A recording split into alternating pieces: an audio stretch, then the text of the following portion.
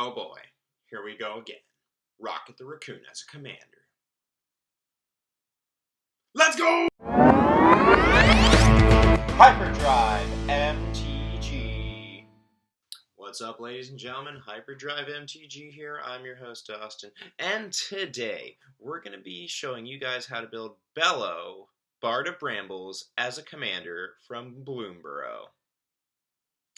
Let's get right into it. So let's first talk about the commander, Bello, Bard of the Brambles. Bello, Bard of the Brambles is a 1-colorless, red-green, legendary creature, raccoon bard, 3/3, that says, during your turn, each non-equipment artifact and non-aura enchantment you control with mana value 4 or greater is a 4/4 elemental creature in addition to its other types, and has indestructible, haste, and whenever this creature deals combat damage to a player, draw a card. Where this commander truly shines is when you make a bunch of Mana Rocks out early, and then ramp into 4 Mana Rocks and above, and then ramp into large and scary enchantments that end the game there on the spot with Crater of Behemoth style effects. Our game plan is very simple. We use low-cost artifacts and enchantments to ramp into bigger artifacts and enchantments, and then use that mana to play game-ending artifacts and enchantments to win us the game so we can swing with the team with big, styling, Craterhoof Behemoth style effects that give our team globals double strike and massive amounts of boosts and damage. Since our artifacts and enchantments are always going to be indestructible, have haste, and able to draw us cards, we will always be able to continuously get value as long as our commander is on the field.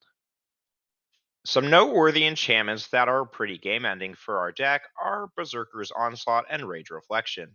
They allow your combat damage triggers off of Bello when you draw cards off of your creatures hitting things to draw twice. Also, on top of that, you do double damage because of Double Strike. Speaking of doubling damage and damage amplifiers, we run Fiery Emancipation and City on Fire because with Double Strike and just about anything else, this gets pretty nuts. Some other bombastic enchantments that make us win the game harder are things like Mana Reflections and Nyxbloom Ancient, which allow us to triple our mana or double our mana and have lots of mana to play our big, fat stuff. This mana generation gets especially nuts with things like Chromatic Orrery, Gilded Lotus, Thrine Dynamo, and various other mana rocks in our deck. Some other saucy enchantments we throw in the deck to just add a little bit more fun and a little bit more spice are cards like Primeval Bounty, Glorious Sunrise, and Grip of Chaos.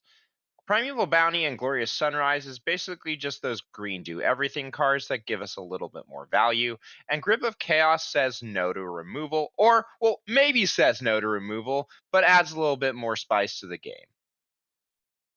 The last thing I want to talk about is that people are not going to allow you to keep your commander in this deck. There is no way for it. So we have a bunch of stuff that keeps our commander protected. Cards like Asceticism, Tamiyo Safekeeping, Heroic Intervention are all cards that help us protect our commander. Also, Mithril Coat, which attaches to your commander on entry, will help them survive board wipes. And for everything else, just check out the deck list. It's in the description. Ladies and gentlemen, that is the deck. Hope you enjoy using an army of giant artifacts and enchantments as a way to destroy your opponents. As always, I hope you guys enjoy the video and the content. Make sure to like, share, and subscribe. If you have any questions, leave any comments in the comments below. And as always, stay hyper.